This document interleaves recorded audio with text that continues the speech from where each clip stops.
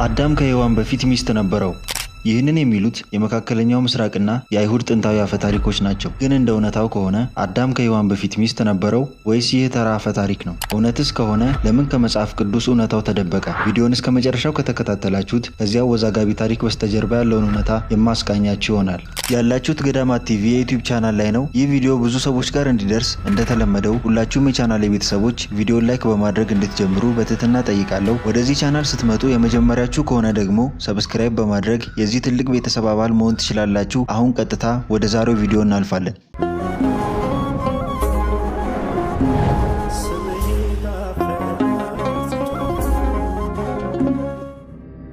በተደጋጋሚ ስሟ ይጠቀሳል። ታሪኳ ግን የትኛውም የመጽሐፍ ቅዱስ ክፍል ውስጥ አይገኝም። ነገር ግን የአዳም የመጀመሪያ ሚስት ነበረች ተብላ በየጊዜው ትጠቀሳለች። ለመሆኑ ሊሊት ማን ናት? ሊሊት በሜሶፖታሚያና በራቢክ ሰዎች አስተምሮ መሰረት እንደ ሴት አጋንንት ትቆጠራለች። የስሟ ትርጉምም የሌሊት ጭራቅ ወይም ናይት ሞንስተር የሚል ፍቺ አለው። እንደ ራቢክ አስተምሮ ሊሊት ከሔዋን በፊት የተፈጠረች የመጀመሪያዋ የአዳም ሚስት ናት። ለባሏ ለአዳም ባለመገዛቷ ከገነት ወጥታ ብዙ አጋንንቶችን በመውለድ የአዳም ጠላት ሆናለች በማለት ይናገራሉ። ለዚህም እንደ ምክንያት የሚያነሱት ኦሪት ዘፍጥረት ምዕራፍ 1 ከቁጥር 27 እግዚአብሔርም ሰውን በመልኩ ፈጠረ፣ ወንድና ሴት አድርጎ ፈጠራቸው የሚለውን በመያዝ ሔዋን ከመፈጠሯ በፊት ሌላ ሴት ተፈጥራለች፣ እሷም ሊሊት ናት ይላሉ። ከዛም በኦሪት ዘፍጥረት ምዕራፍ 2 ከቁጥር 22 ላይ እግዚአብሔር አምላክም ከአዳም የወሰዳትን አጥንት ሴት አድርጎ ሰራት፣ ወደ አዳምም አመጣት የሚለውን በመጥቀስ ሔዋን በኋላ ላይ የተፈጠረች ናት ይላሉ። ሊሊት በአይሁድ አፈ ታሪክ ውስጥ በተደጋጋሚ ትጠቀሳለች። የሊሊት ስም በኦሪት የፍጥረት ታሪክ ውስጥ አልተካተተም። ነገር ግን በብዙ የጥንት ሚድራሺክ ጽሑፎች ውስጥ ተጠቅሳ ትገኛለች።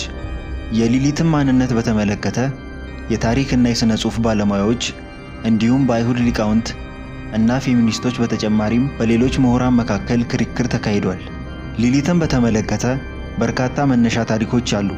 ነገር ግን በጣም ታዋቂው ታሪክ ሊሊትን እንደ የአዳም የመጀመሪያ ሚስት ተደርጋ መቆጠሯ ዋነኛው ነው። በአይሁዳውያኑ ታሪክ መሰረት አምላክ ሊሊትን ከአፈር ፈጥሯት በገነት ውስጥ ከአዳም ጋር እንድትኖር አድርጓታል። ነገር ግን አዳም በሊሊት ላይ የበላይነቱን ለመያዝ ሲሞክር በአዳምና በሊሊት መካከል ችግር እስኪፈጠር ድረስ በሰላም ነበር የኖረችው። ታሪኩ እንደሚናገረው ሊሊት በወሲብ ወቅት ከአዳም በታች ለመተኛት ፈቃደኛ አልሆነችም። ሁለቱም ከምድር አፈር እኩል ሆነው እንደተፈጠሩ አምናለች። ስለዚህም ከሱ በታች መተኛት እንደሌለባት ነው ያሰበችው። አዳምም ከሱ በታች ተተኛ ዘንድ ፈቃደኛ እንዳልሆነች ሲያውቅ ትቷታል። እሷም ነፃነቷን ለማግኘት ከኤደን ገነት ሸሸች። አዳምም ሊሊት ጥላው እንደሄደች ለእግዚአብሔር ነገረው። እግዚአብሔርም 3 መላእክትን ልኮ ሊሊትን መልሰው እንዲያመጧት አዘዛቸው። 3ቱ መላእክትም ሊሊት ወዳለችበት ሲደርሱ ሊሊትን ልጆች ወልዳ በዋሻ ውስጥ አገኟት። ነገር ግን ሊሊት ወደ አትክልቱ ለመመለስ ፈቃደኛ አልሆነችም። መላእክቱም በእርሷ ለመታዘዝ ምክንያት በየቀኑ 100 ልጆችን እንደሚገድሉ ነገሯት። በዚህም መሰረት ሊሊት በአሁን ሰዓት በበቀል የሕፃናትን ሕይወት ትቀጥፋለች። ሕፃናትን የምትገድለው እሷ ናት ብለው ይናገራሉ። እናም ገና ላልተወለዱ ጨቅላ ሕፃናት ሞት ተጠያቂ ናት በማለት ይገልጻሉ። በዚህም መሰረት ወንድ ልጆች ከተወለዱ በኋላ ለ8 ቀናት ወይም እስከ ግርዛት ድረስ እና ልጃገረዶች ለ20 ቀናት ለሊሊት ቁጣ ተጋላጭ ናቸው። ሊሊት የልጆችን ሕይወት በጨለማ ብትሰርቅም ከ3ቱ መላእክት ጋር ክታብ ያላቸውን ልጆች ላለመግደል ተስማማች። መላእክቱ ከሄዱ በኋላ ሊሊት ወደ አትክልቱ ለመመለስ ሞክራ ነበር። ነገር ግን ወደ አትክልት ስፍራው ስትመለስ አዳም ሌላ የትዳር ጓደኛ ይዞ አገኘችው። እሷም ሔዋን እንደሆነች አወቀች። ሊሊት ከበቀል የተነሳ ከአዳም ጋር ተኝቶ በነበረበት ሰዓት የግብረ ሥጋ ግንኙነት ፈጸመች እና ዘሩን በመስረቅ ወጥታ ጠፍታለች። ከጊዜ በኋላ በአዳም ዘር በመላእክት የተገደሉትን ልጆቿን ለመተካት በምድር ላይ የታሰሩ አጋንንትን ሊሊየም የተባሉትን ትወልዳለች። ሊሊት በወንዶች ላይ ሕልመ ሌሊት በመሆን ወሲባዊ ሕልም እንዲያዩ በማድረግ ትፈትናቸዋለች። ወንዶች በግለ ወሲብ እንዲጠመዱ ዘራቸውን በማፍሰስ ትደሰታለች። በዚህም የአዳምን ዘር እንደተቀበለች ይሰማታል። ወንዶችን በፍትወት ሕልም በማሰቃየት ትታወቃለች። ብዙ አጋንንትንም እየሳበች ወደ ወንዶች ታስገባለች በማለት ታሪኳን ይጠቅሳሉ። የተለያዩ የጥንት ታሪካዊ ምንጮችን ስንመለከት የሊሊት ታሪክ መጽሐፍ ቅዱሳዊ መነሻ ያለው ሳይሆን አረማዊ ነው። እሱም በአይሁዳውያኑ ይበልጥ የሚታወቅ አፈ ታሪክ ነው። ሊሊት በዘፍጥረት ዘገባ ውስጥ አልተጠቀሰችም።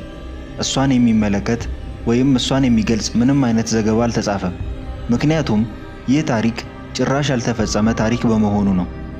አንዳንዶች ይህ ታሪክ ከዘፍጥረት ዘገባ የተወሰደ የወንድን ታዋቂነት ለማስጠበቅና ሴቶችን ለሰው ፍላጎት ለማስገዛት ነው የሚል ሐሳብ ያቀርባሉ። ነገር ግን ሊሊት የጣዖት አምላኪዎች የፈጠራ ታሪክ እንጂ መጽሐፍ ቅዱሳዊ መነሻ እንደሌላት ብዙዎች ይጠቅሳሉ። ይህ አፈ ታሪክ በ8ኛውና በ10ኛው ክፍለ ዘመን መካከል በተጻፈው የቤን ሲራ ፊደል ከተባለው የአይሁድ ስነ ጽሑፍ የመነጨ ነው። የተለያዩ ጥንታዊ ሰነዶች ታሪክ ሲመረመር ሊሊት የአዳም የመጀመሪያ ሚስት የመሆን ሐሳብ ምንም አይነት መጽሐፍ ቅዱሳዊ መሰረት እንደሌለው ይበልጥ ግልጽ ያደርጋሉ። ከሔዋን ውጪ ሌላ ሴት መፈጠሯን ለመግለጽ ዘፍጥረት 1 እና 2ን እንደ የአንድ ታሪክ ሁለት ክፍሎች ከመሆን ይልቅ እንደ የተለያዩ ክፍሎች አድርጎ በማቅረብ ሌላ ሴት እንደነበረች ይጠቅሳሉ። ይሄ ከቅዱሳት መጻሕፍት ጋር የሚቃረን ሐሳብ ነው።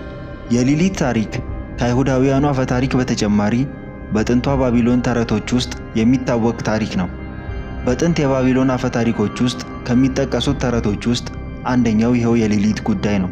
በመካከለኛው ዘመን አንዳንድ ረቢዎች በጽሑፎቻቸው ውስጥ ሊሊትን የአዳም የመጀመሪያ ሚስት አድርገው ገልጸዋታል እና ዘፍጥረት 1ን ሲተረጉሙ አዳም ሊሊት ከምትባል ሴት ጋር መፈጠሩን ይገልጻሉ። ሔዋን ደግሞ በዘፍጥረት 3 ላይ የአዳም ሚስት ስትሆን ከሊሊት በኋላ መፈጠሯን ይጠቅሳሉ። በዚህም መሰረት በዘፍጥረት ውስጥ ሁለት የተለያዩ የፍጥረት ዘገባዎች እንዳሉ ይጠቁማሉ። ሆኖም ግን ይህ የዘፍጥረት ትክክለኛ ትርጓሜ አይደለም። ሊሊት በዕብራይስጥ ትርጓሜ መሰረት የሌሊት ወፍ የሚል ትርጉም ነው የሚሰጡት። ይህን ትርጓሜ የሰጡት ከባህሪዋ አንጻር ነው። የጨለማ አጋንንት ናት፣ በሌሊት በህልም ትመጣለች፣ ሕፃናትንም ትነጥቃለች ብለው ስለሚያምኑ በዛ መሰረት ነው የሌሊት ወፍ የሚል ትርጉም የሰጡት። በክፋት የተሞላች የሴት ጋኔን እንደሆነች ነው የሚጠቅሱት። ሲቀጥል ደግሞ የባቢሎናውያን አማልክት ተደርጋም ትቆጠራለች። አስፈሪ የወፍ ምስል ተደርጋ ትሳላለች። ይህም ባህሪዋን የሚገልጽ ነው ብለው በማሰብ ነው። ሊሊት ከአዳም አፈንግጣ ከወጣች በኋላ የሉሲፈር ሚስት እንደሆነች አፈ ታሪኩ ይናገራል። በዘመናዊው አስተሳሰብ ደግሞ አንዳንድ ሰዎች ሊሊትን በወንድ ለመመራት ፈቃደኛ ባለመሆኗ የሴትነት ምልክት እንደሆነች አድርገው ያስባሉ። እንግዲህ በአይሁዳውያኑና በባቢሎናውያኑ አፈ ታሪክ መሰረት ሊሊት ከሔዋን በፊት የተፈጠረች የአዳም የቀድሞ ሚስት እንደነበረችና ከጊዜ በኋላ የባህሪ ለውጥ በማምጣት ለአዳም አልታዘዝም ካንተ እኩል ነኝ በማለት አምጻለች። ከዛም ለአዳም ለመገዛት ፈቃደኛ ባለመሆኗ ከገነት ወጥታ ሸሽታለች። በኋላም የሉሲፈር ሚስት ሆናለች። ከዛም ብዙ አጋንንትን ወልዳለች የሚል ታሪክ ነው ያለው። ነገር ግን ይህ ሁሉ የሊሊት ታሪክ አፈ ታሪክ እንጂ መጽሐፍ ቅዱሳዊ መሰረት የሌለው በተሳሳተ ትርጓሜ ላይ ተመስርቶ የተፈጠረ ተረት ነው። ዘፍጥረትን በተሳሳተ መንገድ መተርጎማቸው አዳም ሌላ ሚስት ነበረችው ብሎ እንዲያስቡ አድርጓቸዋል። አንድ ማወቅ ያለብን ወሳኝ ጉዳይ ይህ ታሪክ የዘፍጥረትን ዘገባ ማለትም ወንድና ሴት አድርጎ ፈጠራቸው የሚለውን እና በኋላ ላይ የተጠቀሰውን ሔዋን ከአዳም አጥንት ተሰራች የሚለውን ዘገባ በተሳሳተ መንገድ በመረዳታቸው የፈጠሩት ታሪክ መሆኑን በሚገባ መረዳት አለብን። በዚህ መሰረት የሊሊት ጉዳይ የአይሁዳውያን አፈ ታሪክ ወይም ተረት ነው ብሎ ማለፍ ይቻላል። የኢትዮጵያ ኦርቶዶክስ ተዋሕዶ ሃይማኖት በዚህ ታሪክ አትስማማም። ሊሊት አፈ ታሪክ ብቻ ናት። በአይሁድ የካባላ ታሪክ ውስጥ የምትጠቀስ አፈ ታሪክ እንጂ ከሔዋን በፊት አዳም ሴት አልተሰራችለትም። ከሔዋን በፊት ሴት ተሰርታለት ቢሆን ኖሮ የቀድሞ ሚስቱን በማጣቱና ብቻውን በመሆኑ አዘነ ወይም ተከዘ የሚል ታሪክ በመጽሐፍ ውስጥ ተጽፎ እናገኝ ነበር። እንግዲህ አፈ ታሪክን ከትክክለኛው የሥነ ፍጥረት አስተምሮ ጋር በማቀላቀል ማቅረብ ትክክለኛ አካሄድ አይደለም። በመሰረቱ የኢትዮጵያ የሥነ ፍጥረት አስተምሮ ይህን ታሪክ አይገልጽም። እውነት እንዳልሆነ ስለሚታወቅ በሥነ ፍጥረት ትምህርታችን ውስጥ አልተካተተም። ይሄ ወሳኝ ነገር ነው። ውድ የገዳማት ቲቪ ቤተሰቦች የዛሬው ቪዲዮ ይህን ይመስል ነበር። ያላችሁን ማንኛውም ሐሳብ አስተያየት በኮሜንት መስጫው ላይ አስቀምጡልኝ። በቀጣይ ቪዲዮ እስክንገናኝ ድረስ መልካም ቆይታ ይሁንላችሁ።